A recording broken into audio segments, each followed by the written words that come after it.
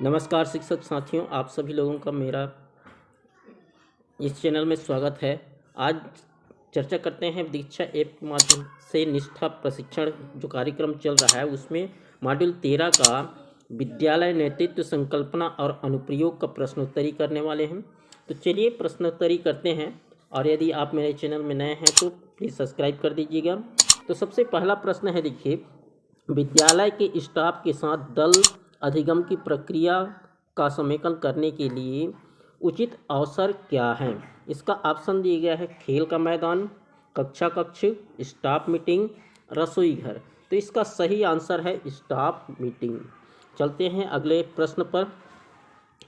दूसरा प्रश्न है, विद्यालय नेतृत्व का सीधा प्रभाव छात्र अधिगम पर पड़ता है। इसका अर्थ है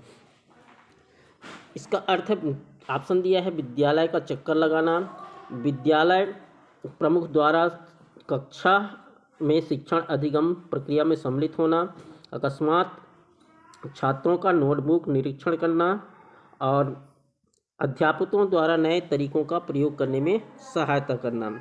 तो इसका ये है विद्यालय, सही आंसर है विद्यालय प्रमुख द्वारा शिक्षण अधिगम में सम्मिलित होना। चलिए अगला प्रश्न देखते हैं। विद्यालय विकास योजना किसके लिए उपयोगी नहीं है। विद्यालय का विजन निर्मित करना। तो इसका दूसरा ऑप्शन है विद्यालय से संबंधित क्षेत्रों का आंकलन करना। तीसरा है विद्यालय में संसाधनों का आकलन करने में केवल प्रशासनिक उद्देश्यों में। तो इसका सही आंसर है केवल प्रशासनिक उद्देश्यों के लिए। अगले प्रश्न में चलते हैं। इनमें से कौन सा विकल्प सक्रिय अधिगम नहीं है।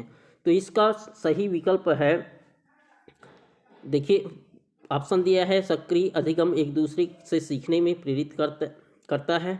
सक्रिय अधिगम व्यक्तिगत सोच को प्रोत्साहित करती है, नहीं करता। सक्रिय अधिगम विश्लेषणात्मक सोच पर जोर देता है। सक्रिय अधिगम सुगम करता होता है। तो ये जो है इसका सही आंसर है सक्रिय अधिगम व्यक्तिगत सोच को प्रोत्साहित नहीं करता। अगले प्रश्न में चलते हैं। ये है विद्यालय में अधिगम संस्कृति विकसित करने की संकल्पना को इनमें से कौन सा विकल्प सुपरिभाषित कर सकता है। तो इसका सही आंसर है दल अधिगम। अगले प्रश्न में चलते हैं। इनमें से कौन सा अकादमिक नेतृत्व के मुख्य अवयव नहीं है। तो इसका सही आंसर है प्रशासनिक नियमों एवं विनियमों की समझ। अगला प्रश्न चलते हैं। शिक्षण शास्त्र विषय वस्तु का ज्ञान की संकल्पना में निम्न में से कौन सा बिंदु सहायक नहीं है। तो इसका सही आंसर है, इसमें दिया गया है विषय वस्तु ज्ञान, शिक्षण संबंधी ज्ञान संबंधी समझ, छात्रों की अधिगम संबंधी आवश्यकताएं, और विद्यालय के भौतिक। तो इसका सही आंसर विद्यालय के भौतिक संसाधन। अगले प्रश्न चलते हैं। स्वयं को विद्यालय अध्यापक नेतृत्वकर्ता के रूप में विकसित करने हेतु 3 मुख्य अवयव क्या हैं। इसका सही आंसर है ज्ञान, कौशल और अभिवृत्ति। अगले प्रश्न में चलते हैं। विद्यालय प्रमुख के तौर पर विद्यालय नेतृत्वकर्ता की क्या भूमिका होनी चाहिए। तो ये है, इसमें दिया गया है, इसका सही आंसर है लीडर बाय पोजीशन के साथ साथ लीडर बाय एक्शन होना। अगले प्रश्न चलते हैं। प्रभावी नेतृत्वकर्ता बनाने के लिए स्वयं के कौन से 2 महत्वपूर्ण गुण आवश्यक हैं। तो इसमें है, इसका सही आंसर है पहलकर्ता एवं सकारात्मक दृष्टिकोण।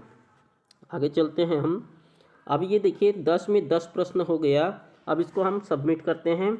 सबमिट करके स्कोर देखते हैं। 10 में 10 स्कोर आया है। तो इस तरह से आप लोगों ये स्कोर प्राप्त कर सकते हैं। यदि वीडियो पसंद आया होगा तो सब्सक्राइब कीजिएगा, लाइक कीजिएगा और शेयर कीजिएगा। धन्यवाद साथियों, नमस्कार।